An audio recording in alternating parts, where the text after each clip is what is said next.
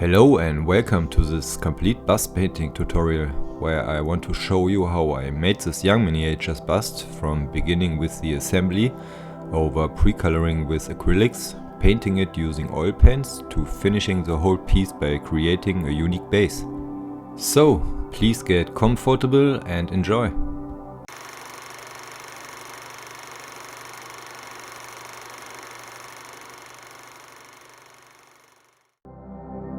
I started to deburr the parts and remove casting pieces.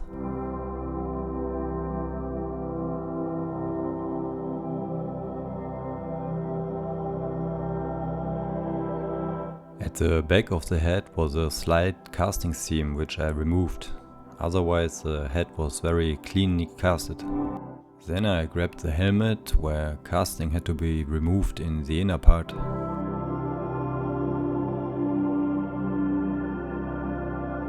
I tested the fit several times, smoothing the edge with a knife.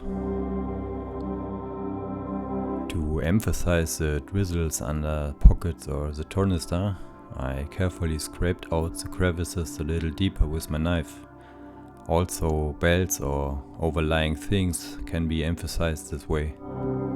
The right of the patch emphasized and left unedited.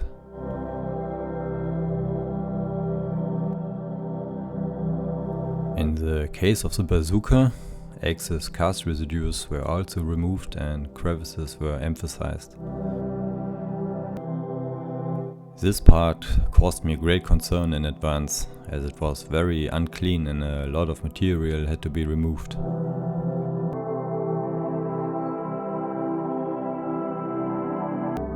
To smooth out the areas that I have worked with my hobby knife, I took an obliquely cut cocktail skewer, and this smoothed the resin and emphasized the edges even more. With steel wool I then had all the grinding areas and places that were somehow worked on finally sanded. To attach the belt, I had to drill out the loop with a small drill and open it backwards.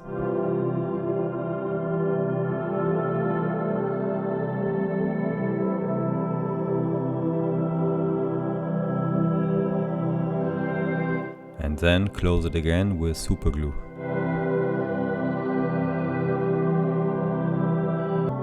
I removed excess glue with debonder.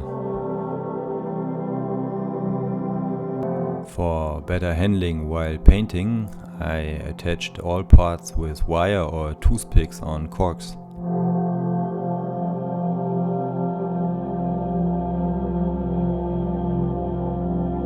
Then it was time to clean the parts.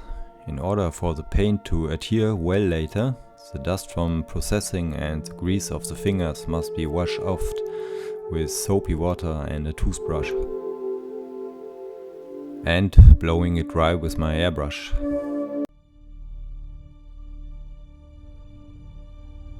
For the primer I used lacquer thinner with Mr. Surfacer 1200, and after a second round of priming it was good to go. Then I started with pre-shading. First I sprayed from below with black paint to darken the shadow areas. And then as a counterpart the bright areas. For this I took deck tan because white was a bit too bright for me. So everything was ready for pre-coloring. I chose matching acrylic paints to the oil paints I want to use later. With them I made a darker and a lighter version, just like with the pre-shading, and sprayed them from below or above. I mixed a suitable green tone for me, which I darkened with dark grey and burnt umber. This was then diluted with lacquer thinner and sprayed onto the torso. Again the darker version from below in a flat angle. I also found it not a bad thing to overdo it a bit here. Then I lightened the mixture with Iraqi sand and some deck tan and sprayed it from above.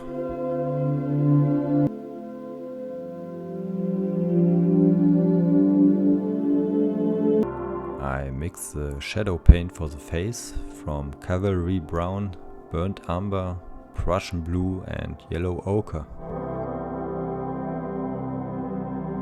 This was sprayed again from below in a flat angle. With cavalry brown, yellow ochre and white I mixed the highlight paint. And guess what? It was sprayed from above.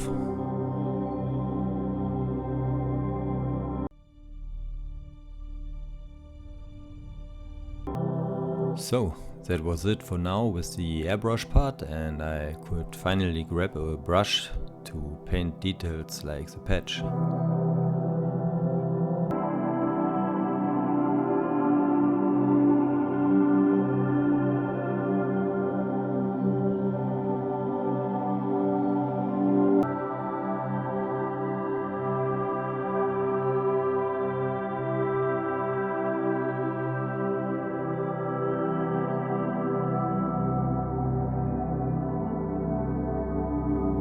Just beautiful.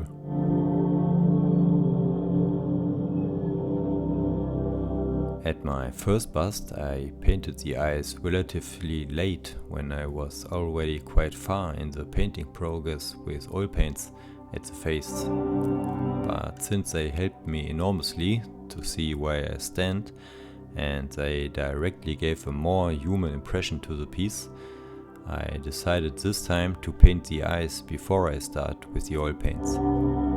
Here I am using dark brown for the underside of the upper lips and the underlayer of the pupils. Another benefit from painting the eyes now is that the risk is lower that I ruin the face when I make a mistake later in the painting stage.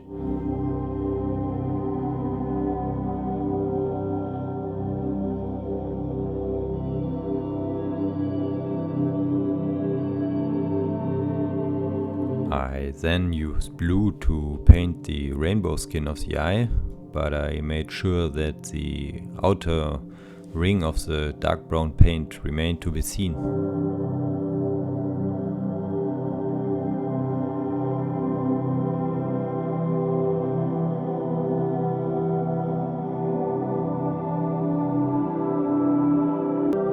With black I painted the pupils.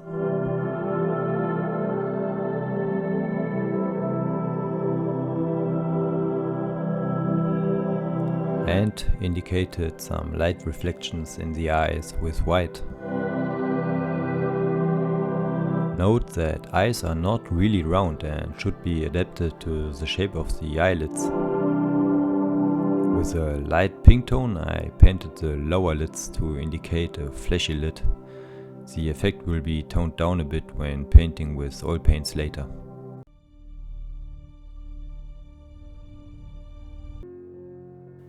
Here you can see the paints I want to use.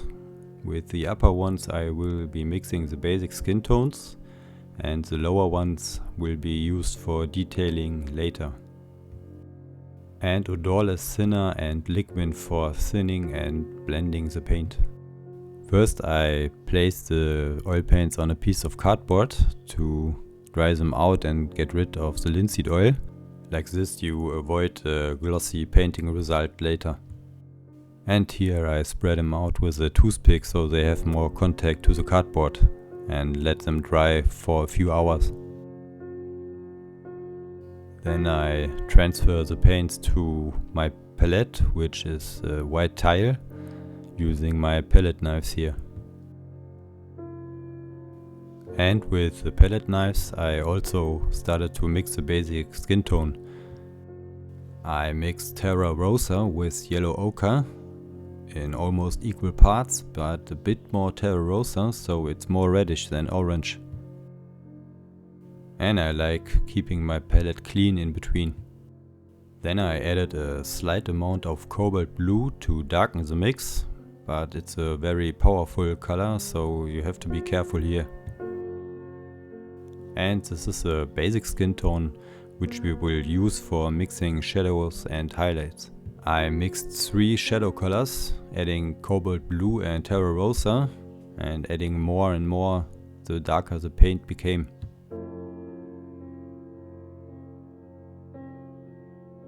Then I continued to mix the highlight paints using titanium white and Naples yellow and ended up with 4 lighter and 4 darker paints. These are the brushes I will use, mainly Winsor and Newton and Princeton. It's a good idea to use good brushes and divide them between darker and lighter paints so they don't get too messy.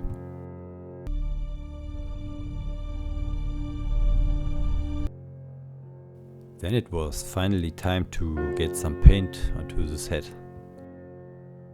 I began with applying the first darker shadow paint into the places where the pre-coloring I made in the first episode showed me the shadows would be.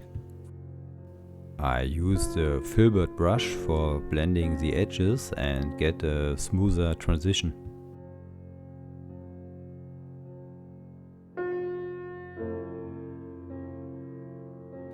After the first layer was dry, I added the second shadow paint. This was applied more sparingly and in a smaller area than the first layer. In this early painting stage, I used a mix of thinner and liquid for thinning and blending the paints. Liquid is really a great medium for thinning and blending oil paints. When I started using oil paints, I used the liquid a lot because it was easier for me blending the edges smooth with liquid. But you have to keep in mind that liquid dries out glossy, and depending what finish you are looking for, you maybe have to knock that down with a coat of flat varnish. The third shadow color was applied very precise compared to the other ones, only in the very darker spots like under the chin, under the nose, the eyes, inside the ears. I will increase the video speed here from time to time because I wanted to show this complex painting progress as detailed as possible without being too boring. And the fourth shadow color was applied only in the very darkest spots, like under the eyes, inside the mouth, under the nose and under the chin.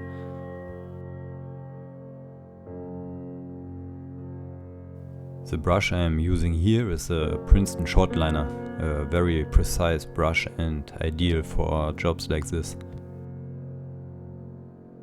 When I'm done for the day or take a break, I cover everything up so it's dust free and the paints stay fresh and workable longer.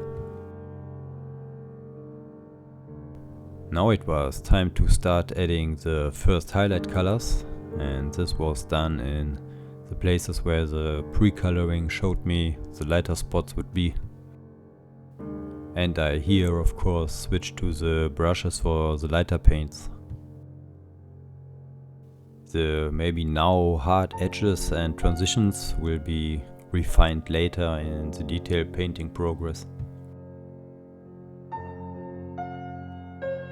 And here the second highlight color was applied a bit more precise.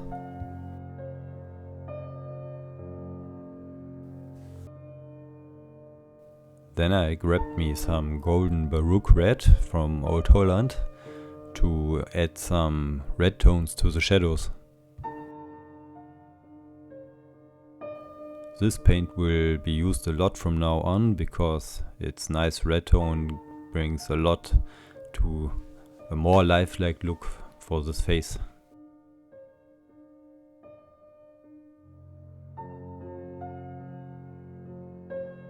To make it look even more lifelike, I flooded the whole surface with thinner and made a very thin filter using golden baroque red, and this adds some more life to the highlight paints. And after that was dry, I continued to work the red tones into the shadows.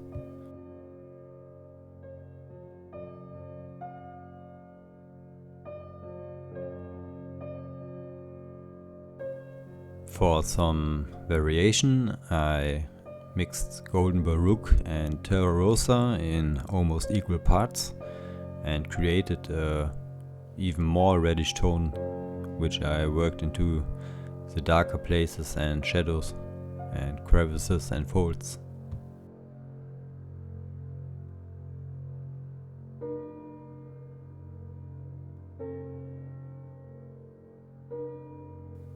As this bust is supposed to be setted in a winter ceiling, I mixed a purple tone and started to work it into the shadows. Like this, I wanted to suppress the slight orange look and bring it more into a flashy direction.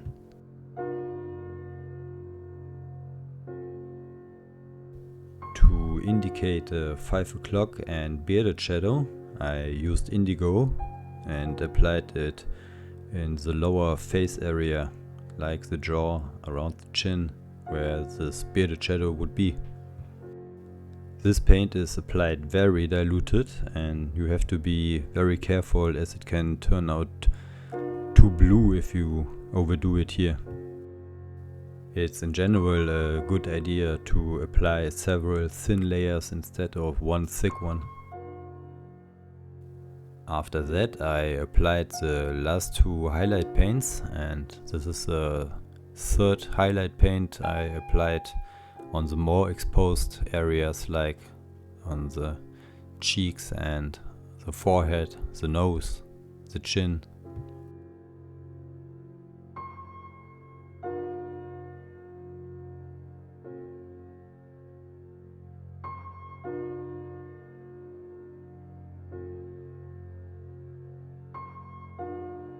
And the fourth and last highlight paint, very sparingly in small amounts on the most raised areas.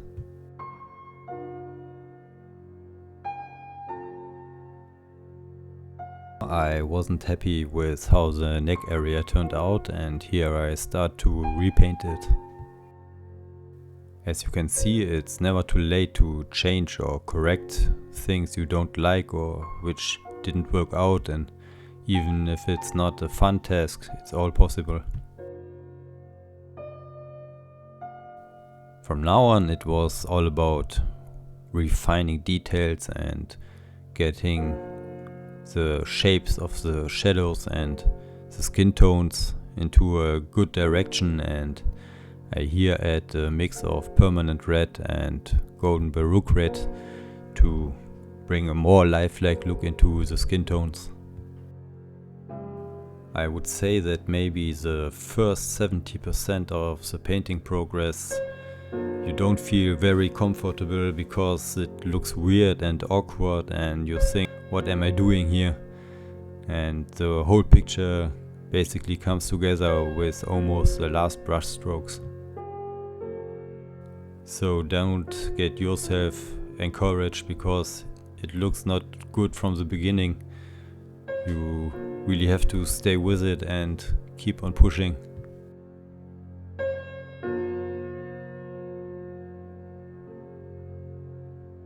Here I'm using the permanent red and golden baroque red mix for painting the lips. And these two were built up in several layers. In this stage of the progress I made a lot, almost countless layers of glazes with purple and red tones over the lighter skin tones to lose this white look a bit and get it more into a lifelike, flashy direction.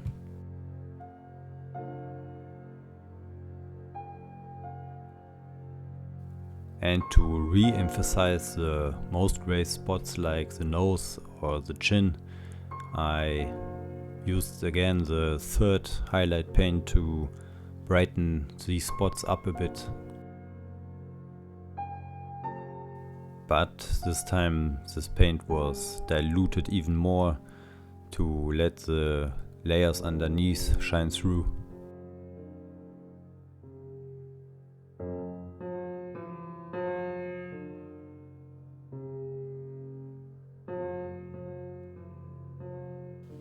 And for the last details I use Payne's Gray to emphasize the darker spots like the bearded shadow inside the ears or under the eyes even more, without that bluish direction from the indigo.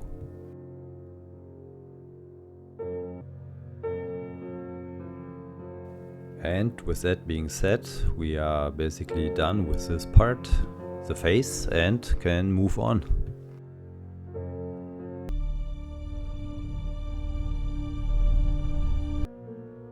For painting the helmet, I mixed the, for me, suitable green tone consisting of sap green and yellow ochre and darkened it with cobalt blue.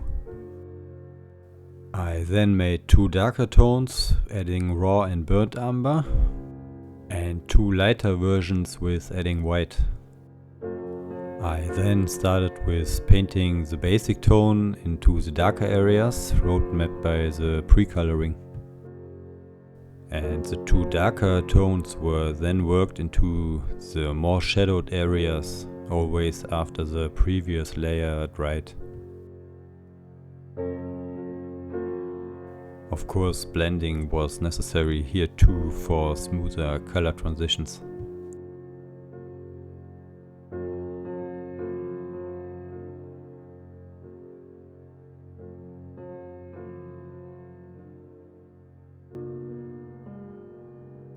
And as a wise man once said, where shadows are, there is light.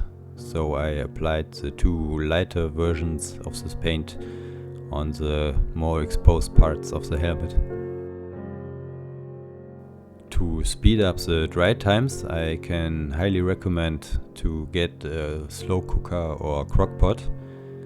20 minutes on low and the paint is dry enough to continue working. But you have to be very careful, as this thing can also melt resin, so you better set yourself a timer if you get distracted or you don't want to forget your painted piece in this thing. After applying all shadow and highlight colors, I flooded the surface with thinner again and used the darker tones and pure sap green in several thin glazes to unify the surface. Again, using the slow cooker after every layer to dry the piece before continuing with the next layer. For some more interest and texture, I used one of the lighter colors, mixed it with liquid and applied it in a stippling motion. Like this, I wanted to imitate a worn out look and break up the optical surface a bit.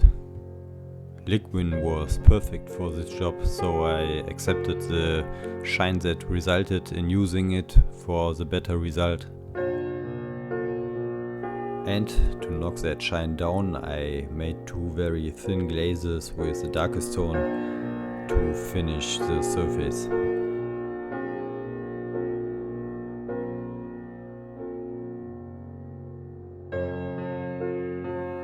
As a big fan of Band of Brothers, I obviously wanted this guy to be in the 2nd Battalion of the 506, so I painted the insignia on both sides of the helmet.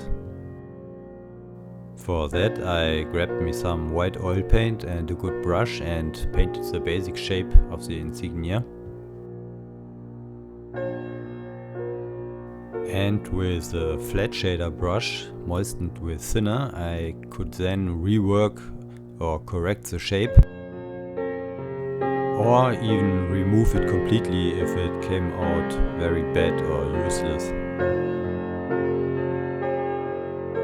And to be honest, I needed several tries until I was satisfied with the shape and the position. But as you just saw, you can correct almost everything using oil paints.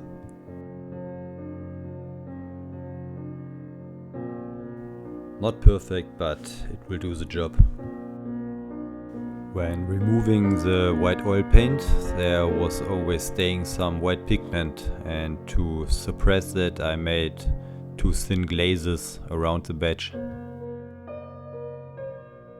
To make it look more worn out and not freshly painted, I worked some Payne's Grey into the badge to make it look a bit more translucent.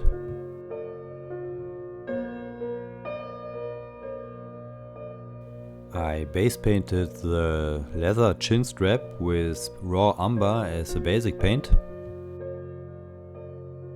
and then made a thin glaze with burnt sienna to get it into a more leather-like warm direction.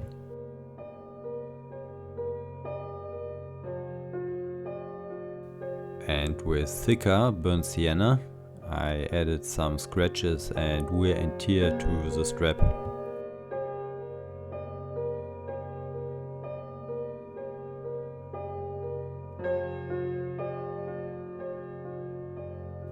And for finishing and unifying the surface, made a thin glaze with the basic paint raw umber. For the rear chin strap, I mixed me a green tone consisting of sap green, yellow naples and yellow ochre, and with that base painted the strap.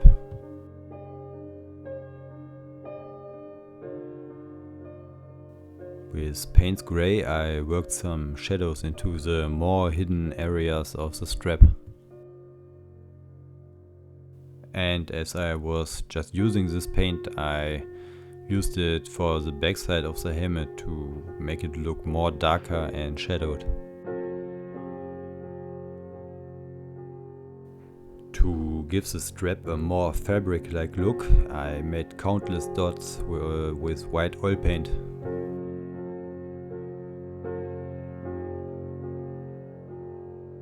And turned down the white shine a bit with using a very thin glaze of the basic green tone.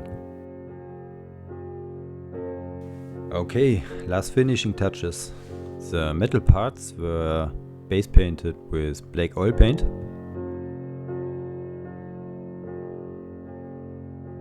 And some chipping was made with copper acrylic paint.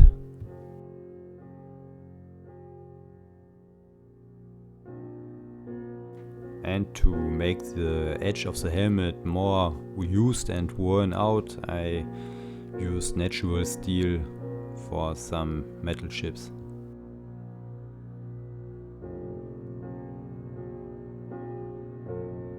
And with a very thin black glaze I knocked down the copper shine a bit, so it doesn't look too fresh and new. Finally it was time to glue the helmet to the head, and of course I made sure the helmet was sitting straight.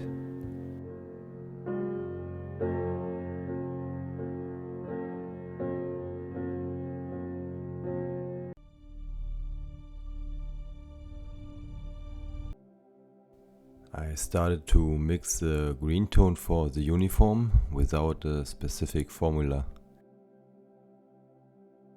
I used two sap green tones and added terra rosa, yellow ochre and Naples yellow until I was satisfied with the result.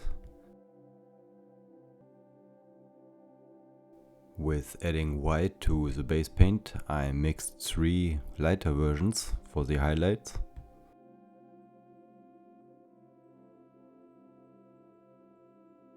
And with adding burnt umber, I mixed darker versions for the shadow areas.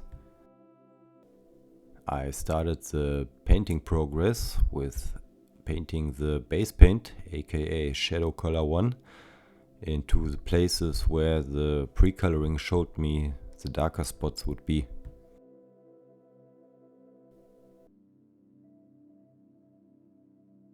And with this base paint or shadow color 1, the areas painted were the biggest. With the darker colors later, the painted areas became smaller and smaller.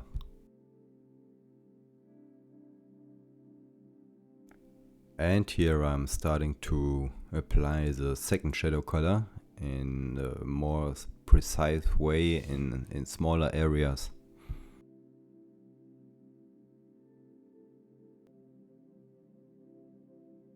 I'm again using Princeton and Winsor & Newton brushes.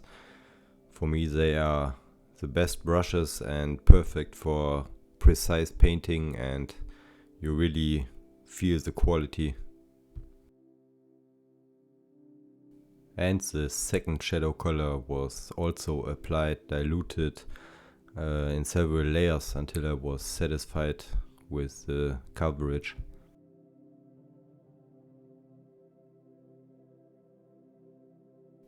And here I'm starting to apply the third and darkest shadow color in the most dark and deepest places.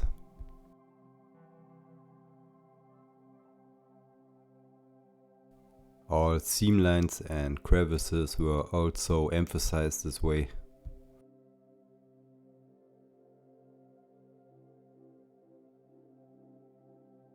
Here you can see how I'm using a filbert brush to blend the just painted layer into the previously painted ones. Like this you can avoid hard edges and achieve smoother color transitions. And as you can see, I again made several passes until I was satisfied with the coverage of the paint. Now it was time to add the first highlight color. I herefore grabbed me my brushes for the lighter paints and painted them into the places where the pre-coloring showed me where the lighter spots would be.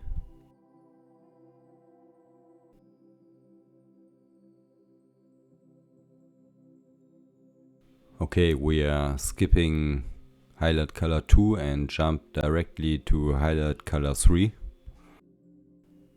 The painting progress is pretty much equal to applying the shadow paints, and you paint smaller areas with a second highlight paint and then jump to even smaller areas with the third highlight paint. I'm using a Princeton short liner here, and this brush is very precise and ideal for small areas like crevices and folds.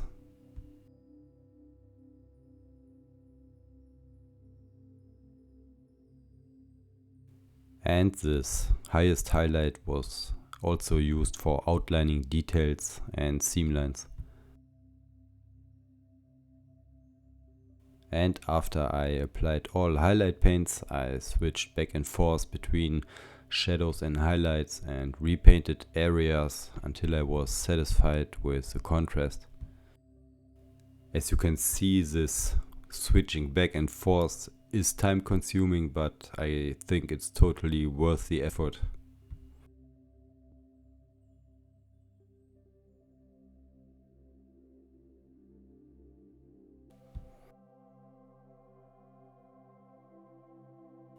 After I was finally satisfied with the contrast between shadows and highlights, I flooded the whole bust with thinner and made a unifying glaze. I herefore used the base color, and this smoothens the transitions and makes the look more unified.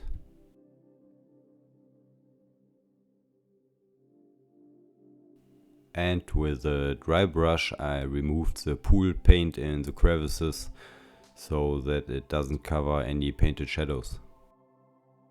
And this was the last step for painting the uniform, and we continue with painting the scarf.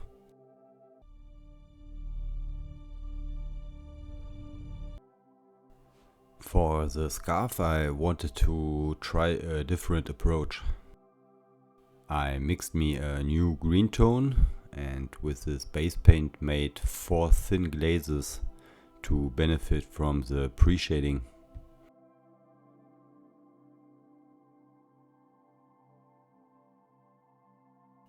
I then added a small amount of burnt umber to mix me one shadow color and painted it into the deeper and darker spots.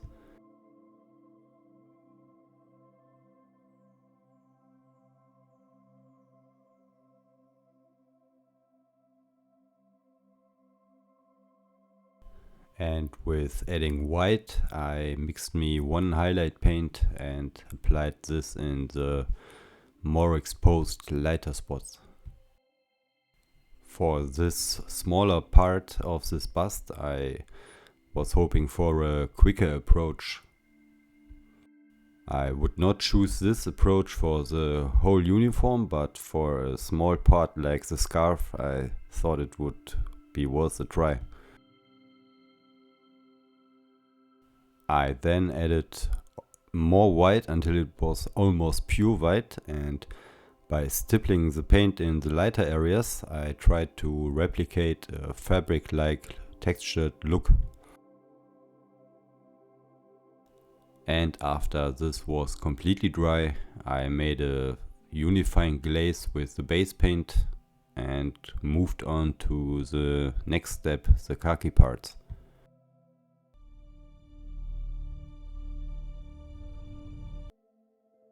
For the khaki parts, I use the traditional approach with shadows and highlights, and therefore mixed me a suitable base paint. This again was done without a specific formula and more by feeling until I was satisfied.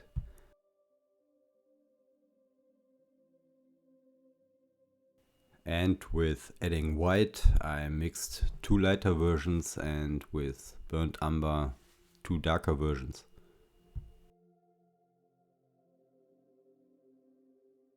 I then started by base painting the whole khaki parts with two slightly thicker layers of the base paint.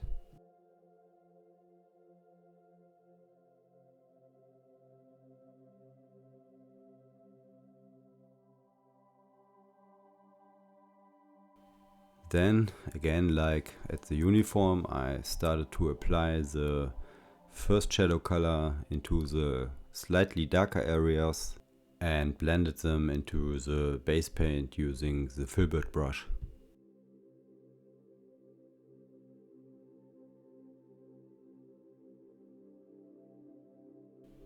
And here I'm already using the second shadow color for painting the more deeper and darker details.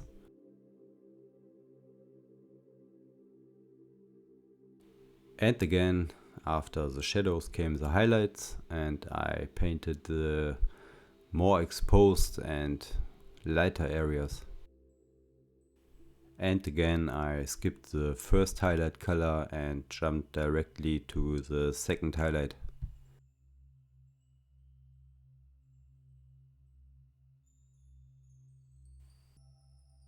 And again, after switching between shadows and highlights several times, I made a unifying finishing glaze with the base paint.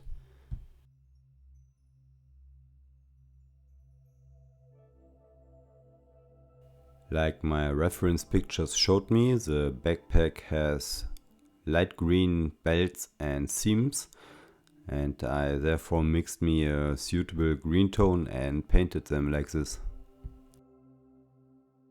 I wasn't really happy with the look of the khaki parts, so I decided to emphasize the shadowed areas using Payne's Gray. This is a great color for creating clean shadows, not that muddy looking like using burnt umber. And as you just saw, I used it to turn down the white in the Screaming Eagles patch to make it look less brand new. And again, I reworked the highlighted parts with using the second highlight color again.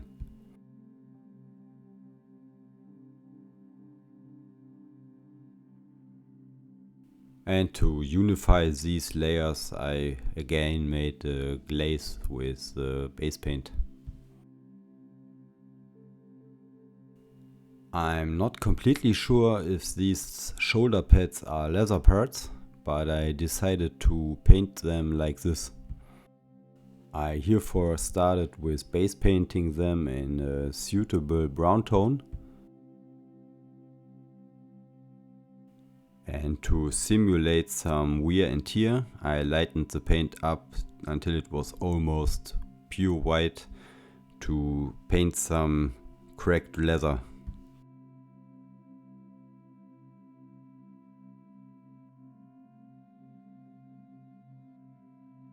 And this very bright color was toned down a bit and unified with the glaze using the base paint again. To begin painting the metal parts, I started by base painting them with black oil paint. All eyelets and buckles were base painted this way.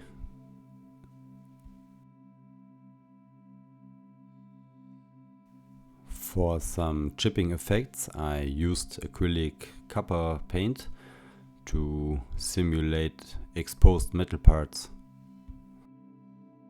And you have to be very careful because you don't want to make corrections using metal paints.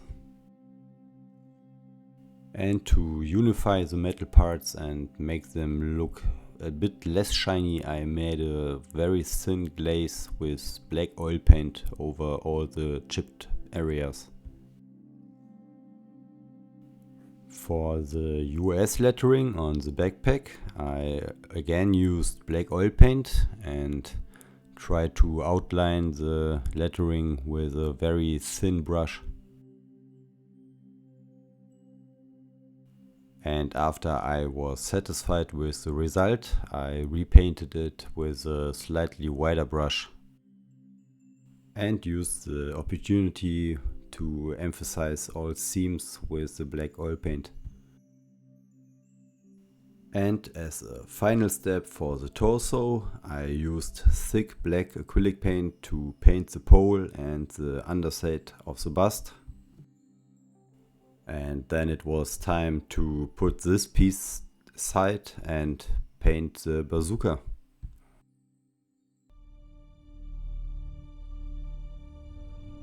I made two green glazes with thin oil paints as base paint.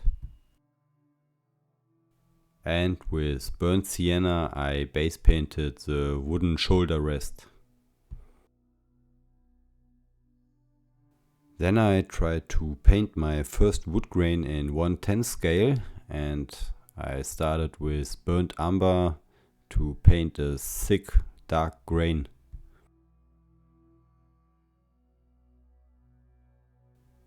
And of course, don't forget to paint the sides and the backside, because you never know what is visible when this piece is standing in the showcase.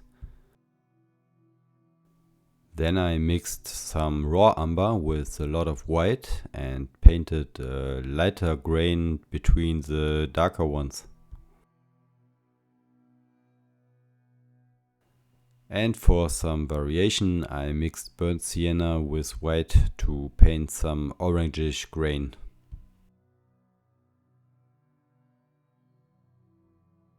And to unify all these bright colors and build up some depth, I made several glazes using the base paints for the wood grain. And here you can see the advantage of using oil paints, because all those previous layers are visible and you can achieve really cool effects using glazes over glazes. Then it was time to concentrate on the metal parts. To bring some variation in the metal surface, I applied highly lightened base paint, thinned with liquid this time.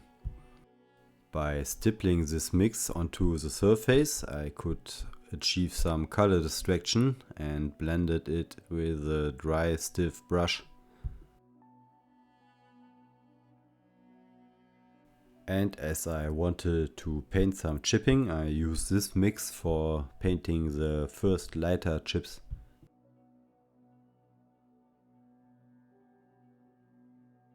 Because liquid dries out glossy, I made two thin green glazes with the base paint to knock that down. Using liquid here was good for achieving a distracted metal surface, but you have to be careful when you, for example, use it on painting a face because of this glossy finish. This is not really a bad problem, but you maybe have to make an additional step with flat varnish. Then I painted the dark metal chips using Payne's Gray. And I want to use this opportunity to mention Small Soldier, who is my role model when it comes to bust painting. Basically everything I know about bust painting I learned from him and his YouTube guides. So if you are interested in bust painting, I can highly recommend to give his channel a look. After I was done with the dark chips, I base painted the belt of the bazooka in a mixed green tone. This was the rather similar green tone I used for the chin strap of the helmet, so this piece looks more unified. And again I used Payne's Gray oil paint to paint shadowed areas. And here again, don't forget the underside. And of course, where are darker areas, there are lighter areas, and I mixed the lighter tone by adding white and painted the more exposed areas. To simulate a fabric texture, I lightened up the base paint with a lot of white and applied it in a stippling way to paint countless small dots. And again, after it was dry, made a unifying glaze. I then again used black oil paint to base paint the isolator, all buckles and eyelets.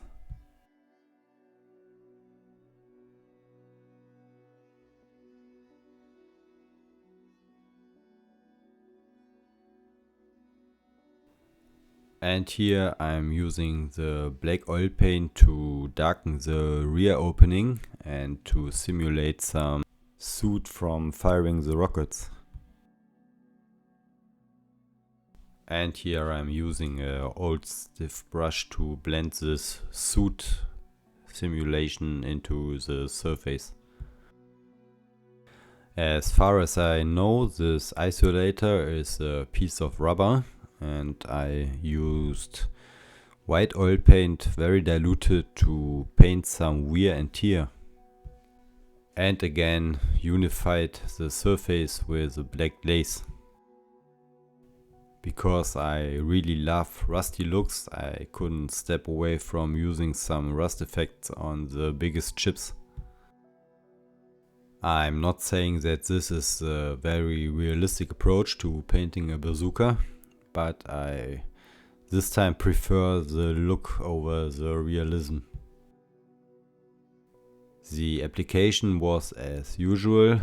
After painting the enamel paints, let it dry and then blend it with a thinner moistened brush.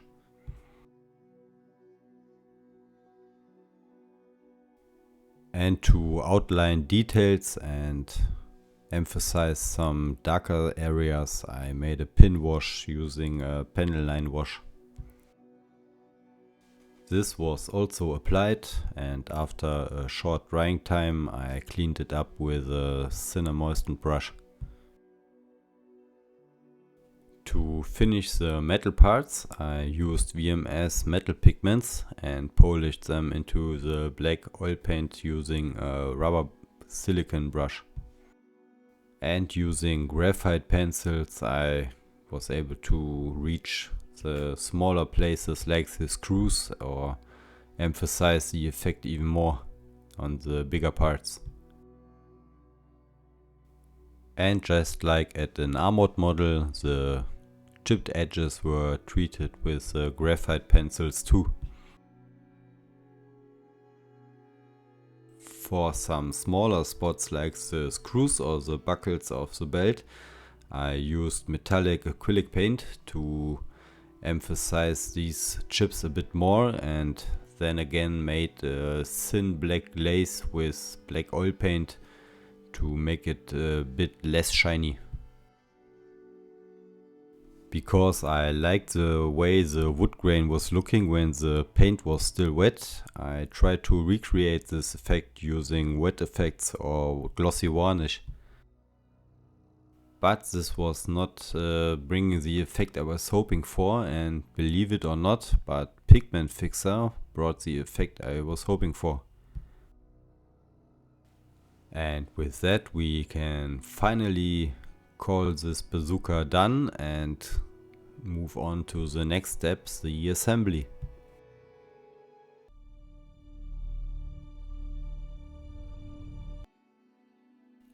I decided against using super glue to attach the head to the torso.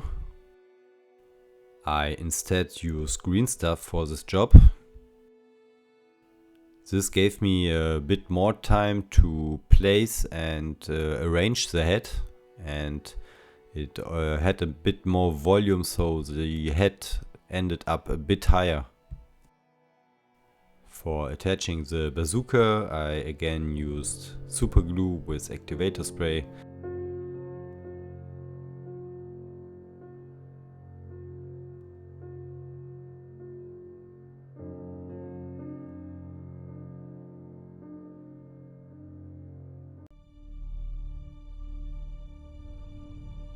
I designed and printed this base with my PLA printer, and it included the lettering Bastogne December 1944 and the Screaming Eagles patch. But obviously I couldn't use it like that because of the uneven PLA surface. But in this case this was no problem for me, because I wanted to create a monument-like rusty old metal part. And for that I used Tamiya Basic Putty and plastic cement to create an armored texture, just like at the scale model tank. And to make sure that the PLA surface was completely hidden, I made 2 rounds with a putty cement mix.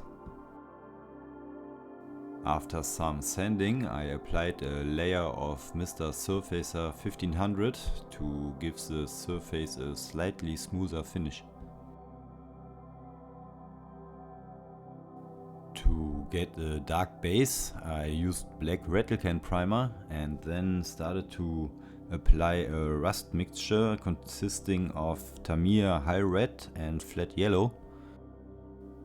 This was the first base coat of several lighter rust mixtures followed by that. And my goal here was to create a rusty base for some chipping effects later, as I wanted to recreate the look of an abandoned tank or a monument tank you can find on former battlefields, for example. My rust mixture was then lightened up with more flat yellow, and I tried to spray an irregular pattern here with my airbrush. And I lighten it up 2 times so that there are at least 3 different rust shades. After the rust layers were completely dry, I applied 2 thin coats of chipping medium by Vallejo. And after these were dry, I could start applying the first paint, here with the white of the Screaming Eagles patch. Of course followed by the black for the patch and the airborne lettering, just like the lettering saying Bastogne December 1944. And then I applied a mix of deep green and khaki to paint this base like an American armored vehicle.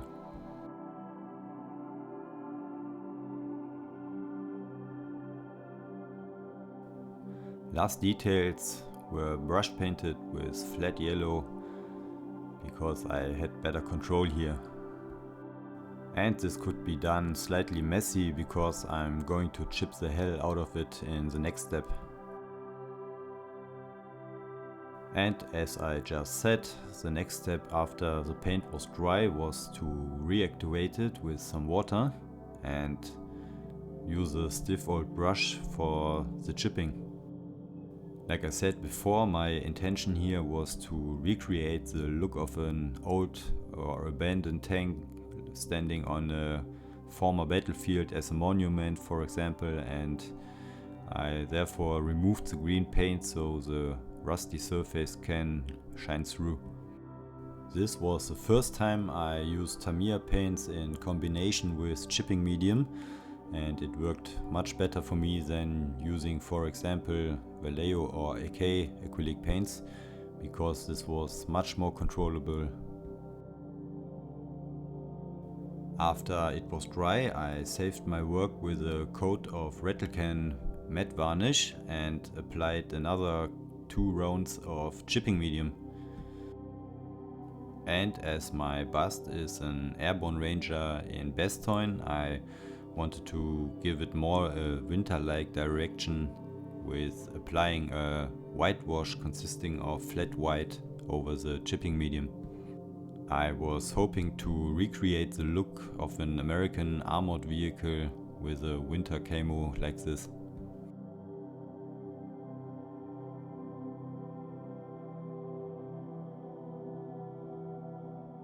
And again, after the white coat was dry, I started chipping after recreating the paint with some water.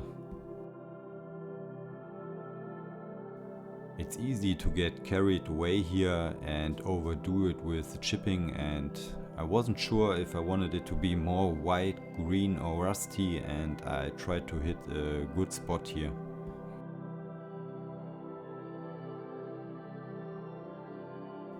And because I really overdid it at some places, I grabbed me a sponge and applied some white paint again, like you would do a sponge chipping.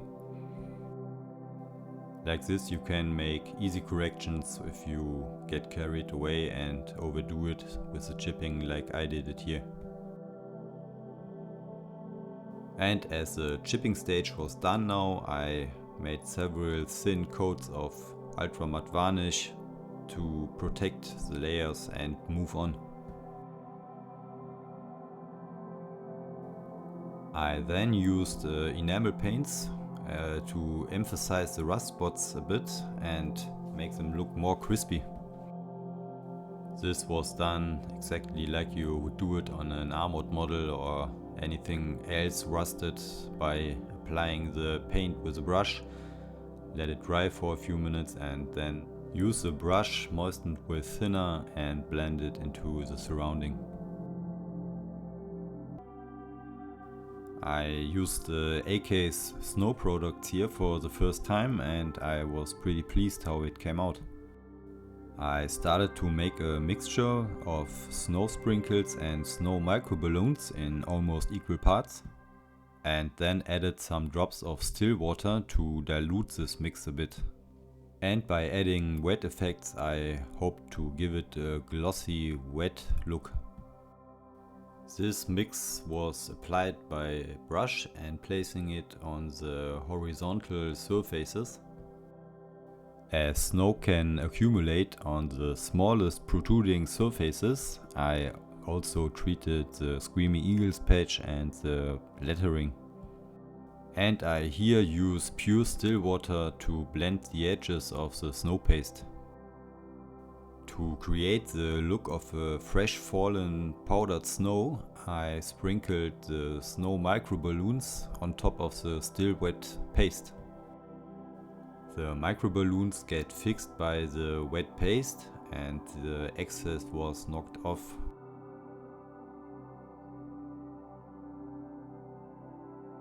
Obviously the top of the base would be the place where most of the snow would accumulate. But I didn't want to cover all the paintwork I did previously, although I knew this step would be coming. So I tried to get a good balance between a snow-covered surface and letting some paint look through. And here I'm again using still water to blend the edges of the snow accumulations.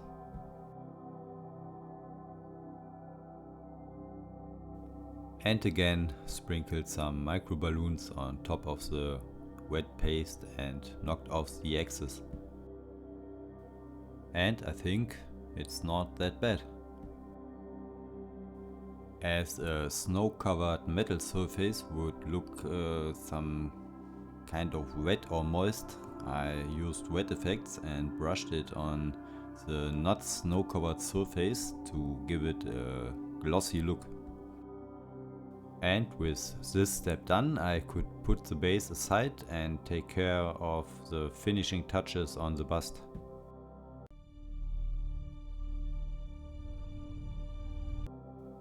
As much as I loved the clean, sharp, crispy look of the painted bust, this is supposed to be a soldier in combat. So I had to add some earth and mud effects, and I made this by applying the Ammo Splashes series. I therefore diluted the enamel paints with thinner, and after unloading the brush on the towel I applied the paint by speckling it onto the bust. And you can totally believe me that it was not a good feeling at all to sprinkle this nice painted bust with earth enamels like this. But this was totally necessary for me because a soldier in combat has to be dirty. Splashes that were too big or where I didn't like the shape, I could remove or get into shape with a thinner moistened brush. With a toothpick I applied very precise the mud effects into the face so I could recreate some mud splatters. And again with a moistened brush I removed or reshaped them if I wasn't happy. And living in the woods would result in getting covered by snow too. So to also apply the bust optically to the base, I applied small amount of my snow mixture with a toothpick and again covered it with microballoons. This too was a step I wasn't really looking forward to because it really made me nervous to know that I would sprinkle this bust with snow paste, and I wasn't sure if it was a heart attack moment or if I would be happy with the result. But sometimes you just have to give it a try and see if you can implement an idea, and thankfully all went well here.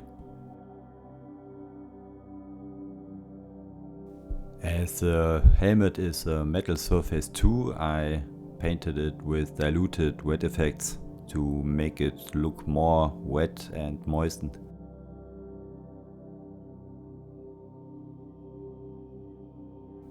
And by stippling undiluted wet effects into the still wet first coat, I tried to bring some variation into the wet surface.